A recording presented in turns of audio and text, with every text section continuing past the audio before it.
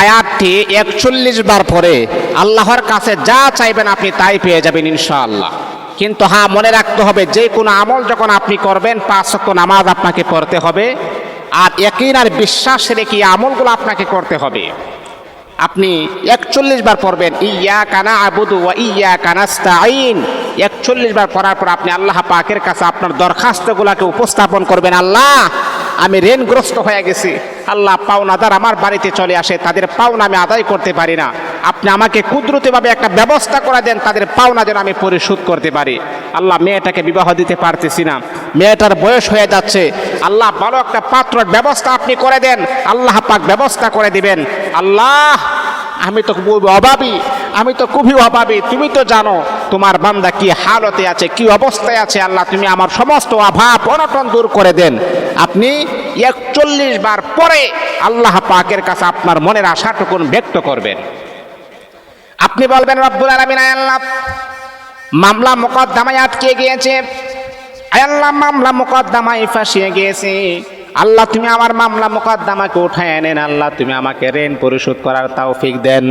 আল্লাহ, মেয়েটাকে বিবাহ দিতে পারতেছি না, মেয়েটার বিবাহ বন্ধর ব্যবস্থা করে দেন। আল্লাহ, স্বামী আমার কথা শুনে না, স্বামী বিদেশে আছে, মাসের পর মাস চলে যায়, বছরের পর বছর চলে যায়, স্বামী আমার সাথে ফোনেও কোনো যোগাযোগ রাখে না।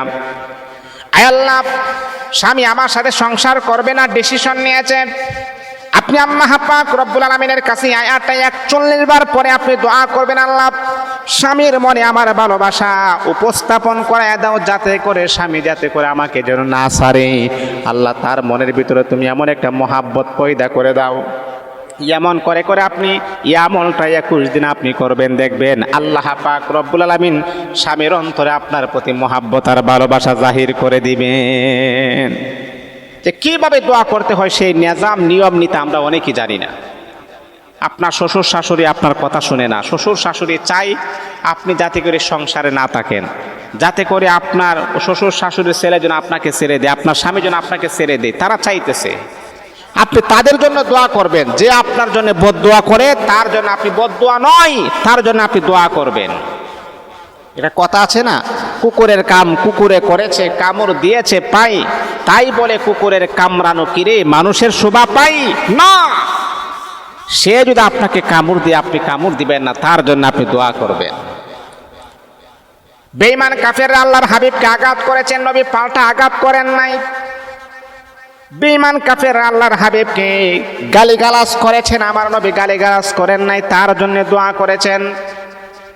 এ মুসলমান শোনেন, হযরত ওমর রাদিয়াল্লাহু তাআলা আনহু আল্লাহর হাবিবের কল্লা নেওয়ার জন্য, মাথা নেওয়ার জন্য তরবারে নিয়ে আসছেন, নবী তার জন্য দোয়া করছেন। আল্লাহ, উমর অথবা আবু জাহেল দুইজনের একজনকে তুমি ইসলামের জন্য কবুল করো, কিন্তু নবী বদদোয়া দেন নাই। আল্লাহ পাক রব্বুল আলামিন সাথে সাথে নবী মুহাম্মদের দোয়া আমার আল্লাহ কবুল করেছেন, আর ওমরকে আমার আল্লাহ ইসলামের জন্য কবুল করে নিয়েছেন। বদদোয়া দিয়ে প্রতিশোধ নেওয়া যায় না। শত্রু আপনাকে আক্রমণ করেছে, আপনি আক্রমণ করবেন না, আপনি তার জন্য দোয়া করবেন। সেটাই হচ্ছে শ্রেষ্ঠ উম্মতের বৈশিষ্ট্য, শ্রেষ্ঠ উম্মতের লক্ষণ। আপনি যে মুমিন, আপনি যে একজন মুমিন মুত্তাকি পরহেজগার ব্যক্তি, সেটার আলামত, এটার বহিঃপ্রকাশ ঘটে এইভাবে। স্বামী আপনার উপর অত্যাচার করে, আপনি তার উপর জুলুম করবেন না। স্বামী আপনাকে গালিগালাজ করে, আপনি গালিগালাজ নয়, আপনি তার সাথে সুন্দর ব্যবহার করবেন, আপনি ধৈর্য ধারণ করবেন। আল্লাহ কোরআনে বলেন, ইন্নাল্লাহা মাআস সাবিরিন, যারা ধৈর্য ধারণ করবে, যারা সবর করবে, আমি আল্লাহ পাক রব্বুল আলামিন তাদের সাথে আছি। দুনিয়ার কেউ যদিও তোমার সাথে না থাকে, দুনিয়ার কেউ যদিও তোমার পাশে না থাকে, আমি আল্লাহ কিন্তু তোমার পাশে আছি। ও বন্ধু, আপনার সব আছে কিন্তু আল্লাহ আপনার পাশে নেই। আপনার চাইতে হতভাগার পুরা কপাল আল্লাহর জমিনের ভিতর আর কেউ হতে পারে না। দুনিয়ার কেউ আপনার পাশে নাই, আপনার স্বামী আপনার পাশে নাই, আপনার মেয়ে আপনার পাশে নাই, আপনার ছেলে আপনার পাশে নাই, আপনার মা বাবা আপনার পাশে নাই।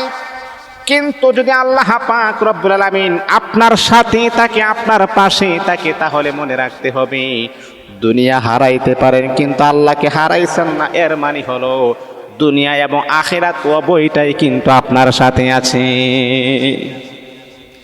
এই জন্য আপনারা এই আমলটা করবেন, 5 ওয়াক্ত নামাজ পড়বেন, নামাজ পড়ার পরে ইয়্যাকা না'বুদু ওয়া ইয়্যাকা নাস্তাঈন একবার, ইয়্যাকা না'বুদু ওয়া ইয়্যাকা নাস্তাঈন 2 বার, এমন করে করে আপনি 41 বার পড়বেন। 41 বার পড়ার পরে তারপর আপনি আপনার মনের অভিযোগগুলো আল্লাহ পাকের কাছে ব্যক্ত করবেন। ও রব্বুল আলামিন, আল্লাহ স্বামী তো কথা শুনে না, আল্লাহ মেয়েটা কথা শুনে না, আল্লাহ মেয়েটার বিবাহ হচ্ছে না, ছেলেটার বিবাহ হচ্ছে না, আল্লাহ ঋণগ্রস্ত হয়ে গেছি, মামলা মোকদ্দমায় জড়িত হয়ে গেছি। মনের কথাগুলো দুনিয়ার কোনো মানুষের কাছে ব্যক্ত করবেন না। দুনিয়ার মানুষের কাছে ব্যক্ত করলে 1 পয়সারও কোনো কাজ হবে না। দুনিয়ার মানুষ আপনাকে নিয়ে হাসাহাসি করবে, আপনাকে নিয়ে রং তামাশা করবে। ও বন্ধু, যেই মৌলাই কারিম আমাকে আপনাকে সৃষ্টি করেছেন সেই মৌলার কাছে ব্যক্ত করবেন। আমার আল্লাহ বলে, বান্দারে আমি আল্লাহ তোমাকে সৃষ্টি করেছি আর আমার কাছে ব্যক্ত করো। আমি আল্লাহ যত বড় সমস্যা হোক না কেন সব সমস্যার সমাধানকারী হচ্ছে আমি আল্লাহ, আমার কাছে ব্যক্ত করো। এই জন্যে আপনারা এই দোয়াটা পড়ে, কোরআনের কারিমের এই আয়াতটা পড়ে আপনারা আল্লাহ পাকের কাছে মনের কথাগুলো ব্যক্ত করবেন ইনশাআল্লাহ।